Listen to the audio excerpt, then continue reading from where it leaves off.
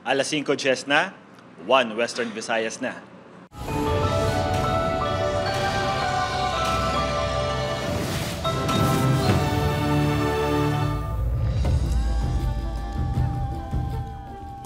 Mga balitang atong tutukan, subong nga Martes, lalaki nga nagabiyahe sa motorsiklo, nagpahayag nga nahulog ang buot sa iya pasahero, gintuyo pa sinihimuslan sa oto ni Iloilo. 19 anyos nga babae nagaligar nga ginyudyud sa kahilamunan kag gintuyo himuslan sang rider sa motor nga iya ginsakyan. Duha ka hulot klasihan sa Leganes Iloilo ginransak, duha ka TV gintaban sa mga kawatan.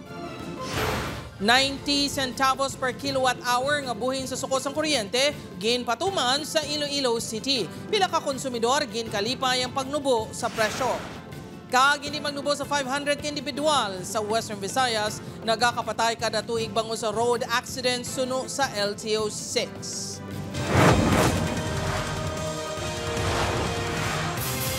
Ini ang GMA Regional TV, 1 Western Visayas. Mayong hapon, Western Visayas kag Negros Occidental, 19 anyos nga babae nagaligar nga gintuyo himuslan sang rider nga ginkontrata sini nga magdulong sa iya pauli.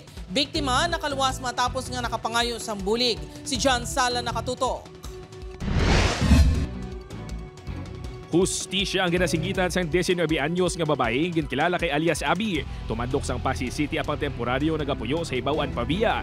Ini matapos sa jutayan lang ini nga ginhimuslan sang rider nga ginkontrata sini nga magdulong sa iya pauli. Suno sa biktima ikaduha ka beses na niya ginkontrata si alias Venom. Una sang Abril kag ang ulihi sini nga Domingo lang. Ginsugat ini sang sospek sa Haro Plaza kag samtang padulong na sila sa Ibawan Pavia. Kinkakibot sang biktima nga sa baylo nga magdiretso, gulpiada nga ginliko sang sospek ang motorsiklo pakadto sa barangay Pulo o Maestravita sa Oton kag nagdiretso sa likod sang isa ka mall. Sang naglampot na sila sa kahilamunan, dito na kag ginyudyod sang sospek ang biktima kag gintuyo himuslan. Nagpumputa na dito sa may gatay na may hilamon tapos nagambal sa pa niya ikudan ko ng samba ko hindi ko balaan niya naguro na do balaan ko na may plano sa ang natumagit po itong ano ko. Maayo na lang kay may lalaki nga naglabay sakay sa motorsiklo. Ginpasigahan sini isang suga sang motorsiklo ang lugar. So nakita ko ang suga layo-layo pa pero kasinggit ako. Kayo do hinay-hinay lang iya nga dalagan. Katong pagpalapit na gisinggit ko tanan nga makaya ko malibog. Amo to nga nababian niya ko. Do blessing in disguise man tong nag-rescue sa iya kay daw kaisog sa iya dungan bala.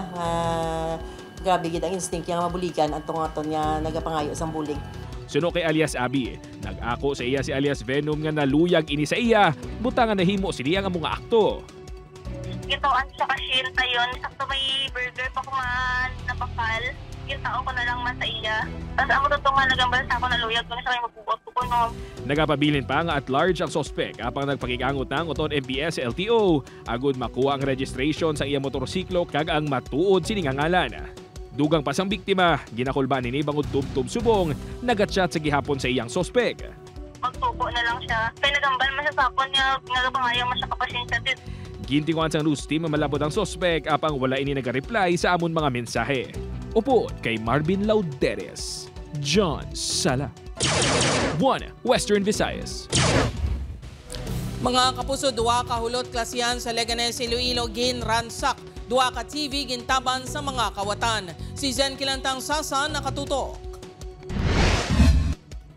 Ginexamina sang scene of the crime operatives sang kapulisan ng duha ka classroom sa Sofia Gustilo Elementary School sa barangay Nabitasan, Laganas, Iloilo. Ini matapos nga ginransak sa mga kawatan ng mga hulot klasehan. Ginguba ang doorknob sang grade 5A ka grade 5B. Nahibaloan nga gingamit ang duha ka classroom sang eleksyon nga polling precinct. Nadiskubrihan na lang sa manunudlo kahapon sang aga nga nadula na ang TV sa duha ka classrooms. Tama, gani ka importante sa amon kaya actually effort in isang elementary day namon sang last year. Tanan kami ni TV diri mo. Nagabalor sang kapin 20,000 pesos ang duha ka TV nga nataban sa mga sospek. Sa investigasyon sang kapulisan, posible nga gintun-an na sa mga sospek ang classrooms kag kagabihon sang ginhimo ang pagpangawat.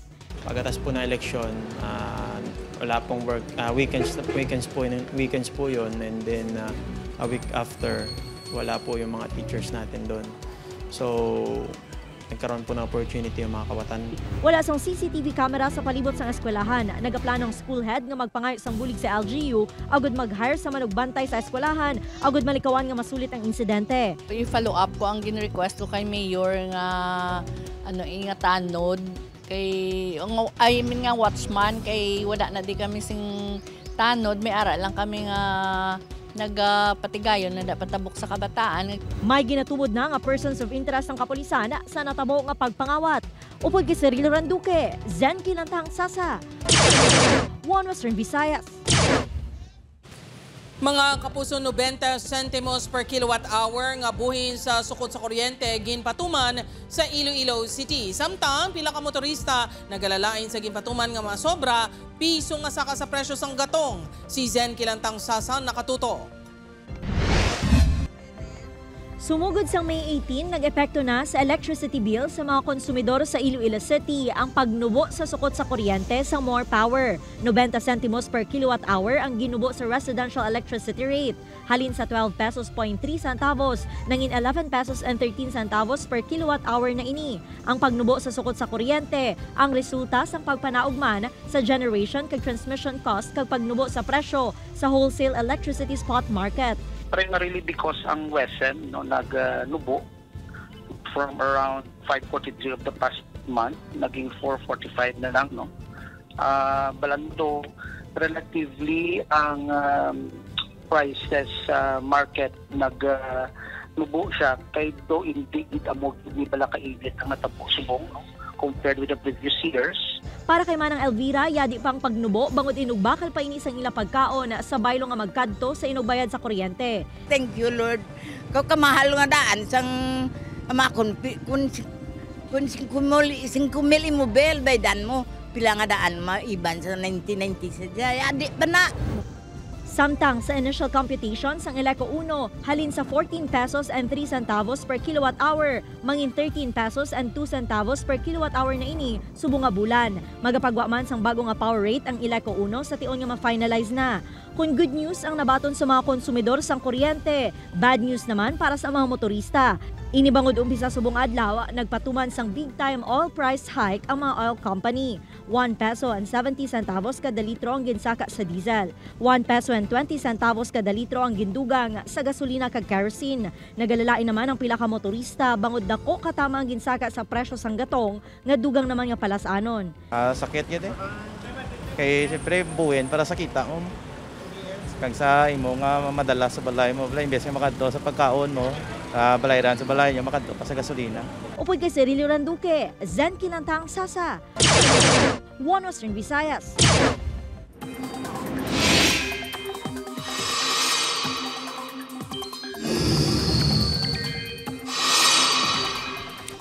Mga kapuso, isa ka bago nga low pressure area ang nagtuhaw kahapon sa sulod ng Philippine Area of Responsibility. Apang madasig lang ini nga nagtinir sa boundary kag gilayon man nga nagwa kaina sang aga. Ulihi ini nga nasiplatan sa pag-asa sa kalayuon nga 480 kilometers west-southwest ang Puerto Princesa, Palawan. Manubog gyapon ang tsansa sini nga mangin bagyo sa sulod sa 24 oras. Intertropical Convergence Zone o kon ITCZ kag easterlies gihapon ang padayon nga makaapekto sa pungsod. Base sa datos ng Metro Weather, mataas gihapon ang tsansa sang ulan sa Western Visayas kag Negros Island Region. Mabaskog ang ulan sa pila ka lugar nga posible magapabaha o kon magresulta sang landslide. Gani mangin alerto gid mga kapuso.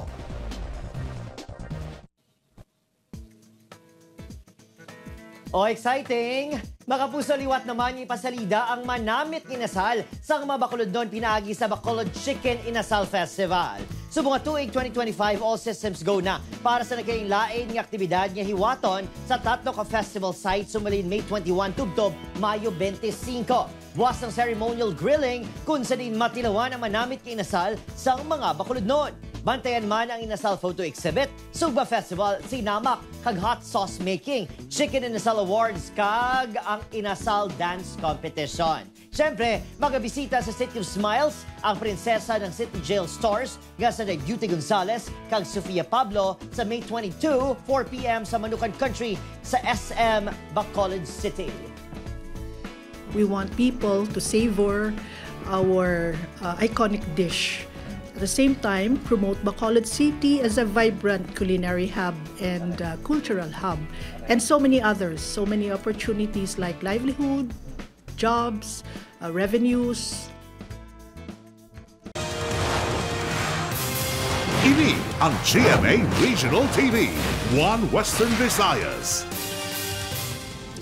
Mga kapuso, mga nagakapatay nga individual sa Western Visayas tag sa katuig bangus ang aksidente sa dalan, hindi magnubo sa 500 suno sa LTO-6. Si Kim Salinas nakatutok live sa Barangay Lanit, Haro, Iloilo City. Kim?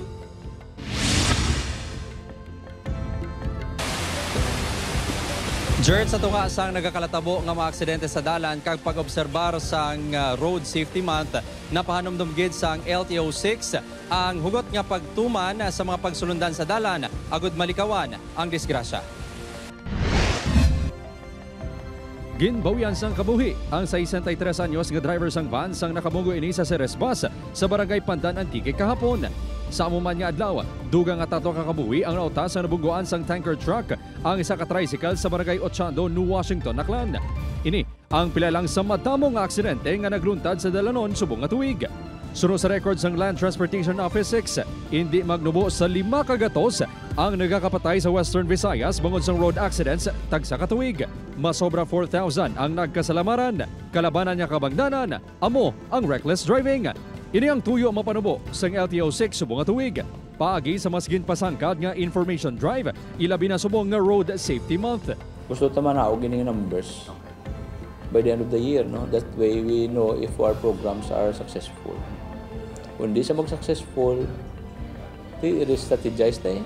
Si Leonardo, mas nanging defensive driver matapos natumba sa motorsiklo nga ginasakyan nila sa Yapata sa Abril 2024. Bangod gulpiyada nga nagpundo ang salakyan nga ila ginasundan. Defensive na gid ko subong sa pagmaneho kay kinaatartan ako mag-isang road safety. Palaan mo ang markings da pag ang layo sang motor mo sa isa ka salakyan.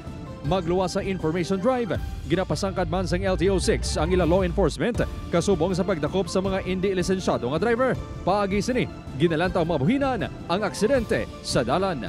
You equip yourselves with the proper license at the proper registration sa inyong mga salakyan.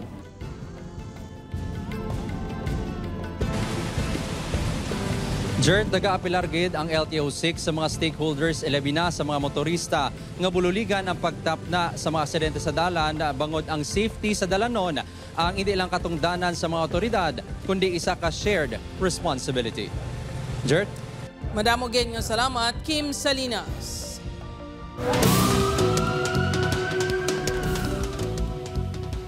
Masobra naman 12 milyones pesos ng balor sa smuggled nga sigarilyo na recover sa Kawayan Negros Occidental. Organisado nga grupo, posible sa likod sa illegal nga operasyon, suno pa sa kapulisan. Nakatutok, Aileen Pedraso. Madamo nga karton nga may upod nga pinaketes ng sigarilyo ang nakumpiskar sa ginkasa nga anti-smuggling operation sa Bacolod City Maritime Police Intellectual Property Office kag Bureau of Customs 6 sa Barangay Tiling, Kawayan Negros Occidental kahapon sang kaagahon Mayo 19. Sunod sa Maritime Police, ginbiyahe ang nasambit ng mga sigarilyo sakay sa motorbangka padulong sa Kawayan. Prior on that, ma'am, naka-receive ka information. Kagangamon Regional Chief sa region nag-advise o nagkatag-guidance, ma'am, to conduct operation sa illicit smuggling cigarettes sa air partly sa south area, ma'am. Dakop sa operasyon si alias June kag alias Mar nga among nagadala sa mga sigarilyo. Masobra 11,000 karim sa assorted brands sa sigarilyo nga may estimated market value nga masobra 12 million pesos ang na-recover sa duha ka suspect. Plano na kuntani nga ikarga sa mga panel van ang mga sigarilyo nga posible i-deliver sa mga lugar sa probinsya. Based sa mga previous na naman nga nadakpan, ini sa halin gyapon sa party sang area sang Mindanao. Isa ka organized group sa Negros ang posible sa likod sang pagpasulod sa smuggled nga mga sigarilyo sunod sa Maritime Police. Ginpasakaan na sang reklamo sa pagbayular sa RA 10863 o kung Customs Modernization and Tariff Act ang mga nagkaladakpan. Upod Garuel Manggoy, Aileen Pedraso, 1 Western Visayas. Rambol sa tungas ang grupo sa mga kalalakinan sa Leon, Iloilo nakuhaan sa video. Sinuyaay na tumod nga rason. Ini ang gintutukan ni Kim Salinas. Makit-an sa sining nga video ang daw paghangkatanay sa mga grupo sa mga lalaki. Mation-tion, naglinupad na ang mga inumol kag nagkinagamo na. Makitaan pa ang paglampos ng botelya sang isa ka lalaki sa kontra sini. Ang gamo ang nagluntad sa Banawasang Leon pasado alauna kahapon sang kaagahon, Mayo 19. Sang nagresponde na ang kapulisan, duwa na lang kalalaki ang naabtan. Ang 15 anyos nga taga-poblasyon kag 21 anyos nga taga-barangay Buga. May bukol sa ulo kag kinarusan sa nawong kag liog. Ang 15 anyos samtang may samad naman sa bibig. Ang 21 anyos gindala ang mga ini sa police station para sa investigasyon. Natukiman nga may daan na nga suyaay ang duwa ka grupo kag nagluntad ng rambol sang nagsugatay ang banas. May isang kauplan si Green sila na asibis nga nagrambulan na sila. Sinadala sa kamukang inabarkada. Sa mga previous nila, hindi man sila kita ang duwa ang naganuay. Para yun pa ginatumod sang kapulisan ang tanan nga involvado sa kinagamo. Gin-refer naman sang Leon Police sa konseho sang Barangay Buga ang pagresolba sa insidente. May nag-initial sila to agreement nga i-settle nila sa barangay kay may lapses man for sides. Upod Carmel Porquia, Kim Salinas, 1 Western Visayas. Sa iban pa nga balita, nagbunggo sa poste kag nagdiretso sa bakante nga lote sa barangay Gihaman, Leganés, Iloilo ang isa ka taxi. Natabo ang aksidente kay nasang aga. Base sa investigasyon sang Leganés MPS, padulong kuntani ang taxi sa Iloilo City agud magbiyahe apang napiyungan ang driver. Maswerte man nga minor lang nga kapilasan sa lawas ang naangkon sang driver nga gilayon man nga gindala sa ospital.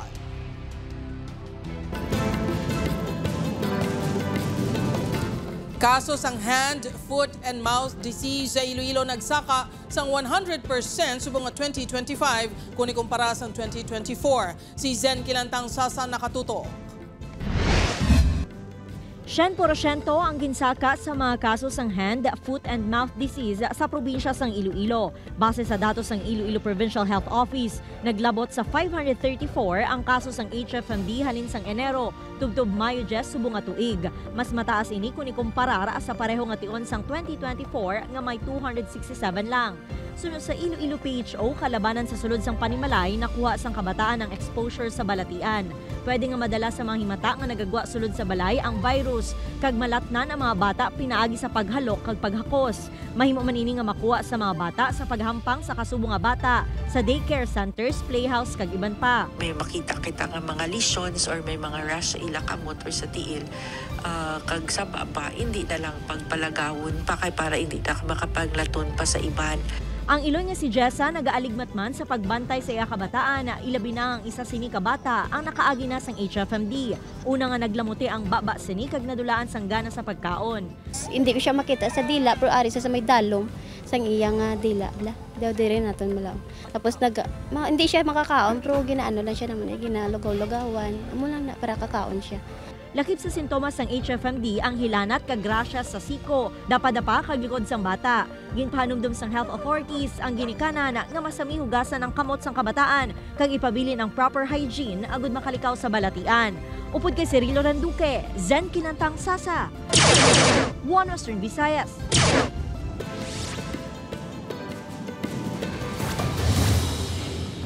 Patay ang 64 anyos nga driver sa motorsiklo sa nadisgrasya sa barangay Aldegar, Sara, Iloilo pasado alas 6 Biyernes ang gabi. Base sa investigasyon sa kapulisan, pagkadto sa Banwasang Sara ang biktima, upod ang 17 anyos nga bata. Sanggol pilang nga nadulaan sang kontrol sa manibela. Nagliko ini sa piyak nga lane, rason nga nagabunggo sa isa pagid nga motorsiklo. Bangod sini, natumbang ginasakyan nga motorsiklo sang biktima kag nag-igo sa semento ang yaulo nga gintunahan sa iya kamatayon. Hilway naman sa katalagman ang angkas sini. Estable na ang kondisyon sa ospital sang 33 anyos nga babayi nga gintiro sang yaman lang 38 anyos nga bagulang nga lalaki sa barangay Tigmarabu, Miagao. Suno sa Miagao Police, may daan nga hilgutano na magutod nga sandayaan kag Rodel. Antes na tabo ang insidente, may ginbaisan pa sila nga duha. Base sa investigasyon, ginkaptan sang sospek ang liog sang biktima kag gintiro rason nga naigo ini sa sagang. Posible suno sa kapulisan nga ginaboy sang sospek ang pusil nga gingamit. Gilayon ini nga nadakpan kag nagapangatubang sa reklamo nga frustrated murder. Arestado sa mga katapos ang Estancia Station Drug Enforcement Team si alias Rex. Kag-upod sining nga si alias Sororo. Sa ginkasa nga drug buy-bust operation sa Barangay Canoan. Nakumpiskar sang Estancia Police sa duha ang ilegal nga droga nga nagabugat sang 81 gramos. Kag may standard drug price nga 551,000 pesos. 3 ka bulan ang monitoring kag intelligence gathering nga ginpatigayon sang kapulisan antes ginkasa ang operasyon. Sunod sa kapulisan, sa sulod sang estansya ang operasyon sa mga subject. Kag sa syudad sang Iloilo sila nagakuha sa supply.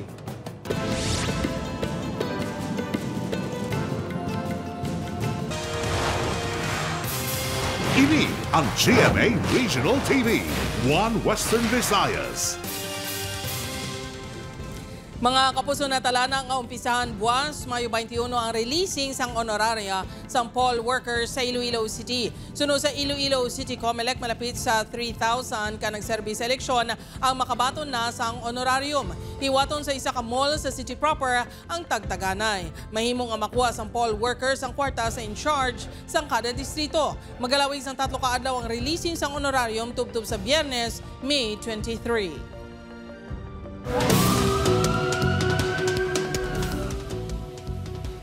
Arestado naman sa drug buy-bust operation nga gipatigayon sa Iloilo City Police Station 4 ang 52 anyos nga babayi sa Zone 3 Barangay San Juan Molo Lunes ng hapon, May 19. Ginkilala subject kay alias Inday nga residente sa amuman nga lugar. Sunod sa kapulisan, ginakabig high-value drug personality ang suspect.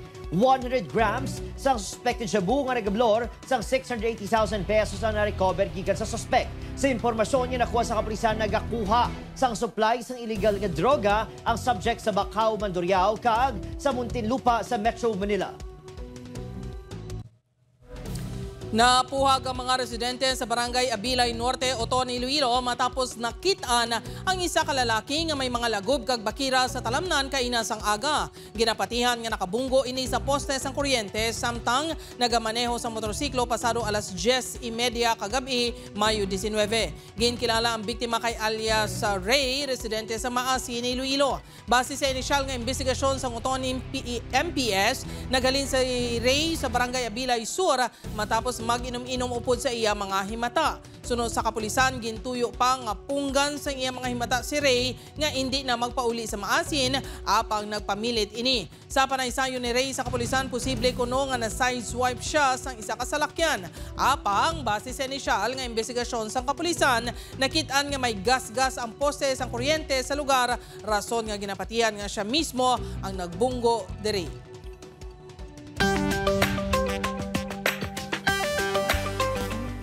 Mapuso, 22 anyos ng college student nagabaligya sa ukay-ukay nga sapatos online agod masuportahan ang iya pag-eskwela. Ang istorya sinilang taunta sa Sininga Report. Sa sulod sang 3 na katuig, ining tambayan sang 22 anyos nga si Adrian Kent Diaz, ukod mas kilala sa ilang lugar bilang si Toys. Sa baylo maglagaw-lagaw sa iya bakante nga oras ukod magbanding sa maabyan. Ang iya gamay nga negosyo nga ukay-ukay ang iya ginaunayan. Sa masami ini nagalibot sa downtown agud magpangita sa mga sapatos nga iya ginansyahan kag ginadiskartehan nga ibaligya online. Ang iya kapisan, worth it gid, bago nagalabot sa 500 ang iya ginansya sa kada pares ng sapatos nga iya mabaligya. Nagalabot sa 15,000 pesos ang iya ginansya sa kada batch sa mga sapatos nga iya mapaubos. Ang iya pagtinguha para sa pag-eskwela kag bulig sa pamilya. Sakripisyo man niya makabig ang iya pagpaiway sang handom sa patag sang basketball. Sang siya ang nangin isa pa ka star player sa sang Negros Occidental High School. Kinanglan mo gid mag-diskarte syempre ng grabe na nga ng inflation subong te muna nang makabulig-bulig gid ang negosyo sa imo makabakal gid sang mga gusto mo blang. Ang iya nobya kag pamilya proud gid sa iya. At the early age balahaw ng gasikap na siya na para may magasto sa saya ko galingon nga wala kundi sa magsalig sa iya parents. Proud ko ng bata ko kay bisan amo sinaga pang yung gay makas gid sa para makabulig sa amon kag makabulig sa pag-eskwela ya. Samtang bata pa, hindi kuno makapoy si Toys nga maghimakas agud malabot ang handom nga makatapos sa pag-eskwela kag matagan sa maayong ubos damlag ang iya pamilya. Makabakal na balay para hindi na din sila magbaligya sang mga dinamo ng business 5 years from now. Malabot mo ginan 1 million. Opo, Kiril Casilio, Adrian Prietos, 1 Western Visayas. Kapuso, ready ka na bala para malabot ang imo career goals? Maghulag na kag mangin kabahin sa leading broadcast network sa Pilipinas. Yari ang mga bakanting posisyon sa GMA Network.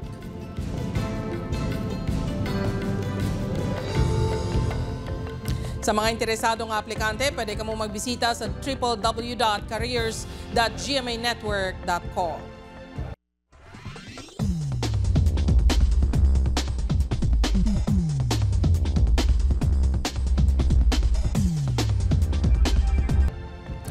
Sa atong mga kapuso diri sa Western Visayas kag Negros Occidental, subong man sa atong mga kapuso abroad, madamo gid nga salamat sa pagtutok. Mag-isa kita kagibalo ng mga balita tungod local news matters. Ako si Gertrude Charlatan, ini ang 1 Western Visayas, bugos nga puwersa para sa mas dako nga misyon kag mas masangkat nga pagserbisyo sa pungsod.